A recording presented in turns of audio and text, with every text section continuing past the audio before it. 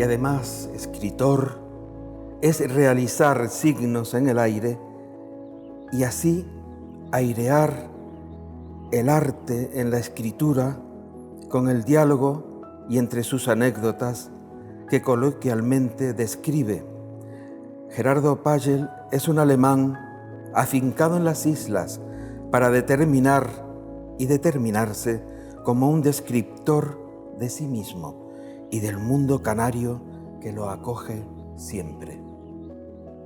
¿Cuáles fueron sus primeras lecturas y qué autores le influyeron? Bueno, en mi infancia había una serie de una escritora norteamericana, Enid Blyton, que era una serie de un grupo de 4 chavales y una chavala que hicieron travesuras y bueno, pues apareció una colección muy bonita que lógicamente cuando mi hija tenía la misma edad, pues se lo conseguí en español.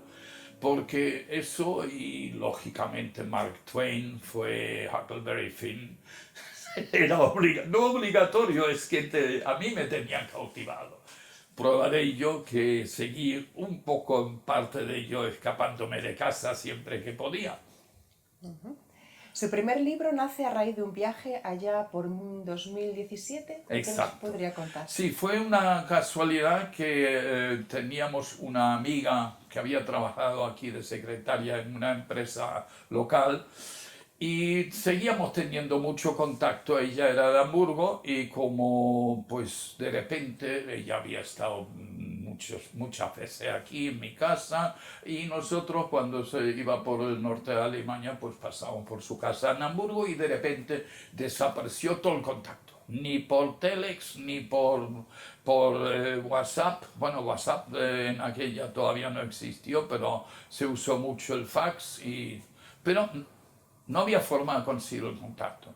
Entonces, cuando mi mujer tenía que ir para asistir a su hermana, tenía que ir a Santiago, fuimos a Madrid, yo la puse en el avión de Santiago y me fui a Hamburgo a buscar a ver qué consigo. Y tenía ya, con un poco de trabajo previo, conseguí un contacto y en Hamburgo ya al llegar ya me dijeron que hay la posibilidad que está impedida por un ictus y está en una residencia, la encontramos y por lo tanto el viaje se redujo, el tiempo que yo tenía previsto para Hamburgo pues se me quedó y había tiempo para ir por Riga porque mi madre había nacido en Riga por los viajes de su padre que era ingeniero naval y entonces pues antes Riga estaba detrás de la cortina de hierro y pues aproveché ver, además había encontrado una vieja lista con nombres familiares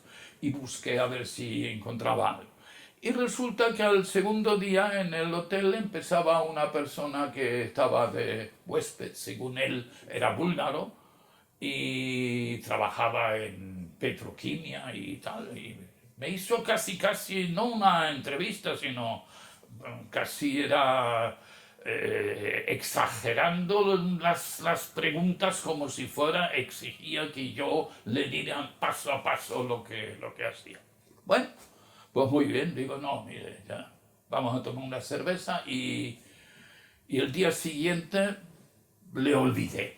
Lo único que había una cosa, dice, pero caray, si tú sabes más de la petroquimia de Bulgaria y Rumanía por el Mar Negro donde navegaste en la marina mercante, ¿cómo es que ese señor...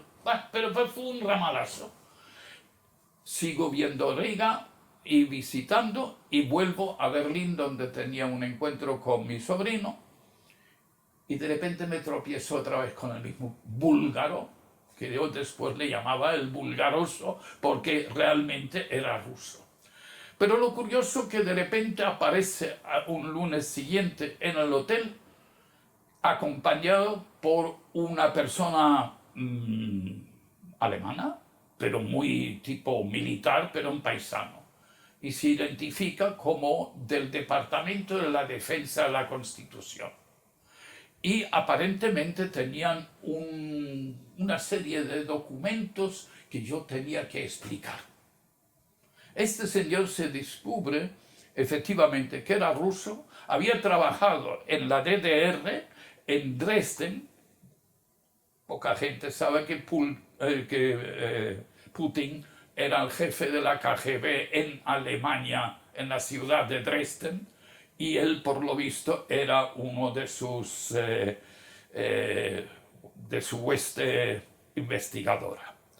Y la cuestión fue que durante 3 días me sometieron a toda clase de preguntas, verificaciones y todo. Claro, yo hice previo una llamada a un amigo que tengo todavía en la policía berlinesa de un cierto cargo y me dice, no, sí, es efectivamente que tiene un tocho sobre ti que tiene un grosor de 5 centímetros. Claro, yo de niño había ido mucho por la parte oriental de Berlín porque mis padres tenían, en los comercios que tenían, un estante en un mercado directamente en la plaza de Potsdam, que era la frontera interalemana. Y ahí pues era fácil de ir porque no había los controles como después del inicio del muro.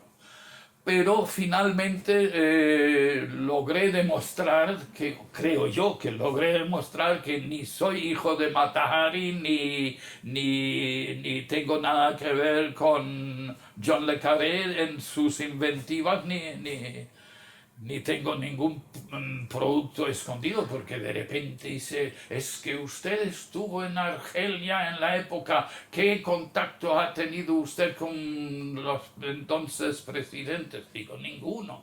Usted estuvo en la fecha tal y tal y tal en Sudamérica, ¿y qué tiene que ver contra el gobierno de Stroessner? Digo, caray, si fue el cuñado que le eliminó, no me echen la culpa a mí. Y eso fue lo que entonces le llevó a escribir. Ese es el libro realmente que se llama Acaeció en Berlín, porque fue en Berlín cuando me confrontaron con todo ese dilema. ¿Y de dónde nace su interés por escribir narrativa? Es lo único que sé. Son mis vivencias y los relato como los he vivido. Como me dijo que tengo buena memoria, pues ya digo, es un problema de no poder olvidar todo tan fácil. ¿Y eso de las conferencias sobre la historia de la posguerra? Muy sencillo. Es que el muro de Berlín, para mí hoy todavía aquí es la gran incógnita, porque no es por el muro en sí, es todo un país, una parte de un país, y la gente no conoce realmente la dinámica posguerra o después de la última conferencia, los aliados en Potsdam, una vez terminada la guerra. Todavía había ahí unos proyectos sobre Alemania que no tienen nada que ver con el resultado último de la división en 4. Es que Stalin nunca quería conceder a Francia el estatus de vencedor. Y la división que tenía Stalin en Berlín y Alemania Oriental era entre 3.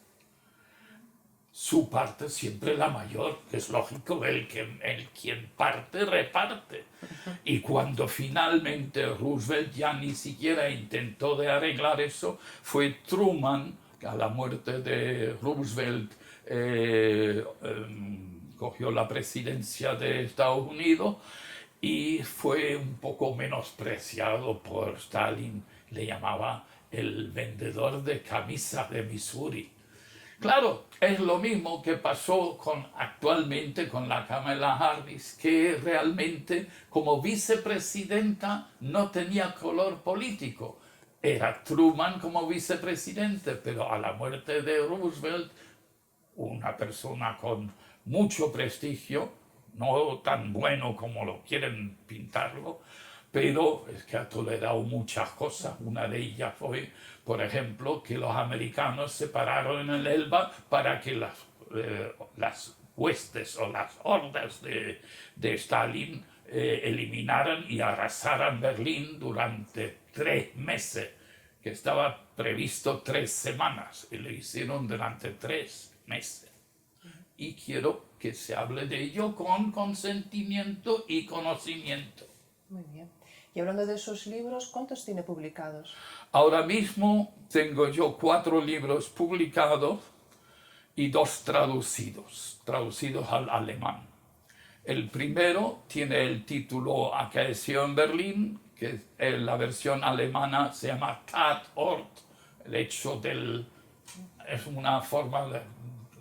Acaeció en Berlín era un viejo programa de radio sobre robos y era policíaca. Y siempre el género negro no es que me gusta mucho, y entonces darle siempre un toque. La realidad es lo suficientemente negra. Desde luego que sí. Y de todos ellos, ¿cuál le ha motivado más en su trabajo literario? ¿Cuál podría decir? Yo creo que si me lo alcanza el No te fíes del oso, es un libro que es un relato, pero basado mayormente en historias que me contó mi padre, porque el subtítulo de ese libro es Siegfried, historia de una vida. Era la guerra de un soldado que no quería ser soldado, pero que le obligaron, y por su procedencia de Danzig y conocimiento de toda la zona donde se hizo la agresión a Polonia, pues tenía un estatus preferido, aunque no de rango. Pues empezó la guerra en el 39, yo hablo siempre de turismo con Adolfo, pues del 39 hasta el 47, porque una vez en el 44, después de la retirada de Italia, estuvo 3 años en cautiverio francés, y gracias a sus conocimientos lingüísticos, pues se puso a ser útil, y así pues se escaqueó antes del cautiverio. Pero tampoco encender la vela de la vida por ambos lados es muy productivo, y así murió a los 49 años. ¿Y cómo definiría su escritura? Bueno, ya digo, es directa, realmente fluye según pienso. Lógicamente me preparo un estudio con sus distintas formas y sé perfectamente dónde acaba la relación, el relato. Eso no significa que acaba, porque siempre le puedes dejar una y seguirá. Entonces usted se inspira en sus experiencias de vida, y entonces ¿cómo podría hablar de ese proceso creativo? ¿Qué nos podría decir al respecto? Pues muy fácil realmente. Si como yo actualmente ya estoy no solo jubilado, sino más bien requete jubilado a los 82 años, pues uno tiene suficiente tiempo en pensar algo. Hay un viejo dicho alemán, lo de pensar deberíamos dejar a los caballos, porque tienen la cabeza más grande. Debería uno empezar reflexionando. Y yo pues me preparo mentalmente la trama total, y después la hago en compartimentos, y una vez escrita pues se pule y ya está. ¿Y cuánto tiempo le lleva más o menos? Eso depende. Mi segundo libro lo hice en 1 mes y otros son 1 año. Depende. Eso depende.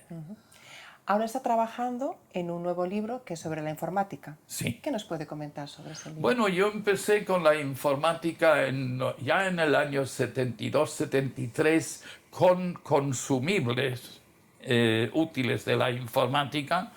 Y claro, es que si sabes escuchar, si tú no sabes de un tema, pues el que sabe te puede explicarlo, pero hay que saber escuchar. Y yo pues escuché mucho.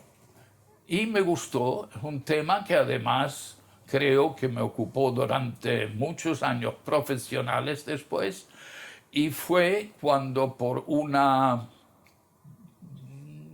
entrevista con un vendedor de la competencia, es que cada vez que se mencionaba la competencia aquí se oía como un chirriar de dientes. Digo, eso hay que quitar. Y me dije, oye, ¿y cómo no se puede hacer una feria para ponerlo en su sitio, los avances. Y me dice el chico, no, es que hay mucho pique en este sector. Y quise demostrar, a pesar de que no teníamos ningún ferial, ningún sitio preparado ni adecuado, pues pude organizar la primera feria de informática en el año 82 en el viejo aeropuerto, bueno, en nuestro viejo aeropuerto que se iba a cerrar, los rodeos, y ahí se hicieron 3 ferias de informática y después lo seguí en el Viera y Clavijo hasta que el ayuntamiento lamentablemente lo dejó decaer de tal forma que aparentemente están arreglándolo ahora, pero es que no es de buena educación dejar deshacerse un patrimonio público. Desde luego. Y entonces ese libro que versa sobre la informática, ¿para cuándo se publicará? El año que viene, en mayo, la fiesta de mayo es la feria del libro, para eso lo tengo hecho, porque es que ahí sí de verdad falla de vez en cuando la memoria, porque tuve que recordarme porque un amigo que me hizo una conferencia, presentación, que era el jefe de la informática del Cabildo entonces, y no me acordaba yo el nombre, ahora sí que lo compartimentando la información se llega a ello. Era mi inefable amigo Ildefonso Laroche y fue tan amable porque yo dije que los que estábamos ahí éramos los menos aptos para trabajar con la informática. Por la sencilla razón, siempre dependíamos del transporte marítimo o aéreo. Iberia en ese y durante muchos años no ha tenido aviones de carga. Por eso te tardaba siempre tu equipaje tanto cuando llegabas de noche y estabas esperando, ¿y cuándo sale mi equipaje? Pues todo se rellenaba de carga y cuando había salido la carga, entonces empezaba a sacar el equipaje. Por eso, y con barco fue lo mismo, que se quedó un container para atrás y hoy te dicen, bueno, si quieres su mercancía rápido, pues pague una remoción de container porque el suyo es el de abajo de todo. Sí. ¿Considera que ha evolucionado en su escritura? ¿Qué nos puede comentar sobre la transformación que habrá tenido desde el primer libro al último? ¿Ha notado usted un cambio a la hora de escribir? No, sigo en lo que yo considero mi línea, que es mi lector, o yo creo que mi lector, o la persona que compra mis libros, conoce mi estilo y me lo exige más o menos. Incluso hay tal vez una lingüística mía, dado que he estado en varias partes de España, en Baleares y en Sudamérica, a lo mejor uso algunas que otras fórmulas menos conocidas en Canarias, pero me he ido adecuando bastante. Así que... ¿Y cuándo considera que un libro ya está terminado? Ya dice, ya he terminado. Lo mismo que un pintor cuando pinta ya dice, bueno, terminé aquí, porque mucha gente se lo pregunta a los pintores. ¿Y cuándo considera usted que termina un cuadro? Pues con un libro, ¿qué nos podría decir? Yo realmente cuando pongo el último punto, porque es que, ¿qué es lo que quieres decir? Lo has dicho. ¿Hace falta afirmar algo más? No, sí, siempre se puede. Incluso un pintor siempre, cuando cambia la luz, pues dice, es que no se ve tan bien como... pero es que hay que tener en consideración el trabajo de uno y la forma de verlo. Efectivamente, sí, muy bien. ¿Y para usted son importantes las lecturas en vivo?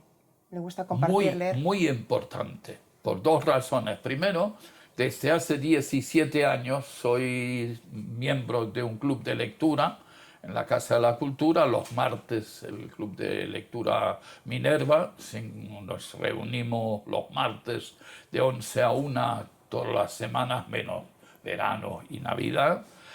Y es increíble cuando empezábamos con un libro que habíamos leído todo el mundo. Y la fórmula que aplicamos es leemos X páginas y después la comentamos. Y hay cosas que tú de repente oyes, pero si lo he leído, es que es el mismo libro, y lo relees de nuevo y encuentras nuances o facetas no visto en ese momento. Y al releer un libro de todas maneras. Y la lectura en vivo, siempre que puedo, en las ferias consigo el pabellón o la carpa o lo que hay para hacer lecturas en vivo y la oferta de un nuevo ejemplar. ¿Qué libro está leyendo en la actualidad? Jane Austen, pero no me acuerdo el título. Es por el club de lectura. Ah, muy bien. ¿Y lo está disfrutando? Sí. Es que la lectura no vas a leer siempre el mismo estilo. Es que la diversificación te da ocasiones de viajar mentalmente mejor.